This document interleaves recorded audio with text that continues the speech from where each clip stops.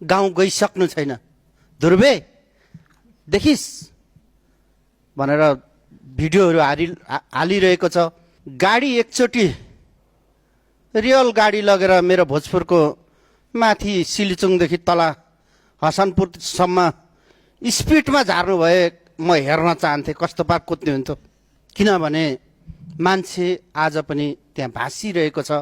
राजेन्द्र राईले बोल्नुभएको सभामुख महोदय म अगाडि बढ्न सक्दिनँ भनेको छ, गाडी भाँसिरहेको, ट्रोलहरू आज व्यापक भइरहेको छ। मैले यो कुरा किन उठाइरहेको छु भन्दाखेरि यो वर्ष त यस्तै उस्तै भयो, तर आगामी आर्थिक वर्षहरूमा एकजना मन्त्रीज्यू हुनुहुन्छ, मुस्काउँदै हुनुहुन्छ।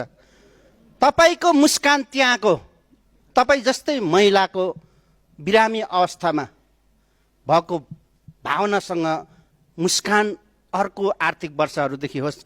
म सत्ता पक्ष अथवा मन्त्रीज्यूलाई अनुरोध गर्न चाहन्छु।